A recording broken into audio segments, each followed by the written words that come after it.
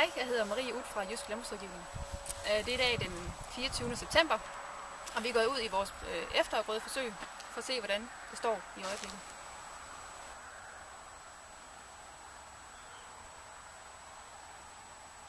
Ja, så står vi ude på parcellerne, og vi har 3 forskellige såtidspunkter, og den første her, den er sået før høst, det vil sige den 19. i 7. Det var en vinterbyg mark. Og der er nogle virkelig store planter, som er gået i blomst nu. Ved siden af, der har vi en parcel, der er sået sådan lige til det seneste tidspunkt, altså den 22. august. Der var det ved at være for sent ifølge lovgivningen, og der kan vi se, at der er rent faktisk kommet nogle oliereddiker rundt omkring, men de er utrolig små. Jeg ved ikke, hvad I kan se her.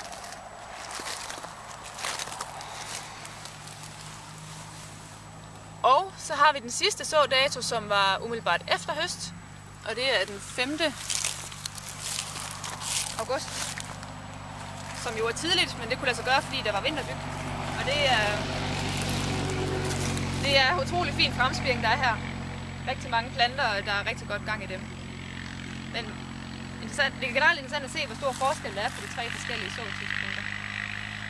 Marie, vil du sige, hvad sort og art det er, vi har så her? Det er Celentina og Arena. Ja, nu kigger vi lige på oliereddikernes rodudvikling. Og vi har fundet den absolut største, vi kunne finde, der er sået i de parceller, der er sået den 19. i 7. Og den er jo lavet en kæmpe, nærmest rue. Så har vi et eksempel på dem, der er sået umiddelbart efter høst, den 5. august. Og den er jo egentlig også imponerende, hvis man ikke lige ser den i sammenhæng med den anden. Og så har vi så den, der er sået lige til den seneste side, den 22. august, som jeg er bange for, at der er mange, der vil ud og så den dato, oliereddiker, og den er virkelig ikke blevet til ret meget. Jeg tror også måske i år, det har været ramt af, at det var meget tørt i ugen efter, den var sået, så den har ikke haft det nemt. Men det er en voldsom forskel på de 3, hvad de skal vise dem ved siden af hinanden. Ja. Marie, på mig vil du vurdere, de kan samle op af kvælstof, de 3 planter, du har her, forskellige planter, per hektar? Det synes jeg var svært at komme med et bud på sådan lige. Den store her, den skulle da gerne kunne samle, 40 kilo N, og den midterste her, det er så måske de 25, og den lille her, det er så måske de... Så det sidste, vi lige har her, det er forskellige arter, vi gerne vil vise, forskellige efterafgrøder, og dem viser vi frem på vores dag den 24. oktober. Og her har vi 11 forskellige efterafgrødearter, både nogle, der kan bruges som pligtige efterafgrøder, men også forskellige bælgplanter, der kan samle kvælstof sammen og bruges som grøngødning. Så det er bare for at få lidt inspiration. De arter, vi har her, er blandt andet forskellige typer af olieredike og gul sennep. Så er det lupiner, boghvede og honningurt, og så er det, har vi en tergoldblanding, humusblanding, forskellige arter, noget stauderu og noget forskellige vigger. Den første parcel, vi har her, det er honningurt, som der er kommet rigtig godt fra start. Jeg skal lige sige, det er sået den 15. august. 5. august, så det har også haft rigtig god tid. Men der er blevet en rigtig fin dækning på dem. Men vi er ikke helt kommet i blomst endnu. Og i den her parcel, der har vi stauderu, som er noget ret nyt, som vi ikke kender så godt, men det skulle være en form for ru, som udvikler sig meget i tue, og som ikke begynder at lave skud opad. Og det kunne være ret spændende. Indtil videre er det ikke så tæt, synes jeg, men der er alligevel tendens til, at der kommer nogle lidt større planter.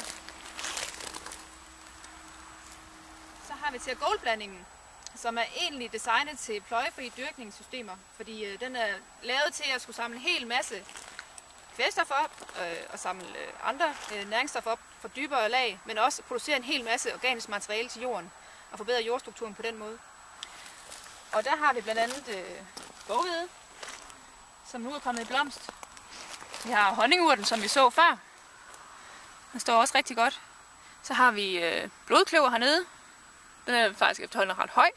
Udvikler sig rigtig fint. Og hvad var det mere, vi havde? Der var lidt enkelte ærter. Og det er vist det, vi lige kan få øje på i dag. Ærterne er der meget få af. De har ikke etableret sig så godt. Det sidste art, vi lige vil vise her, det er lupiner. Og den har jo virkelig etableret sig rigtig godt. Dækker jorden. Store, kraftige planter. Så jeg tænker, at den kan nå at samle rigtig meget kvælstof op. Der er ovenkøbet blomsterknopper, der er på vej hernede. Nu står vi her ved indgangen til den mark, hvor der er lavet maskindemo. Og så går vi op og ser nærmere på, hvordan det er etableret. Nu står vi i den mark, som der er etableret den 2. august til vores sidste arrangement, hvor det er etableret med forskellige maskiner. Og lige her, hvor jeg står nu, der står vi, hvor der er givet ekstra kvælstof. Der er givet 60 kilo kvælstof her på min højre side, og ved siden af, der har det ikke fået noget ekstra kvælstof. Og der er en voldsom effekt af det, må man sige. Så håber jeg, at vi ses den 24. oktober, hvor vi har vores næste arrangement, og vi ser på alle de ting, vi har set nu, og også på vores græs efterafgrøde forsøg. Det er klokken 10.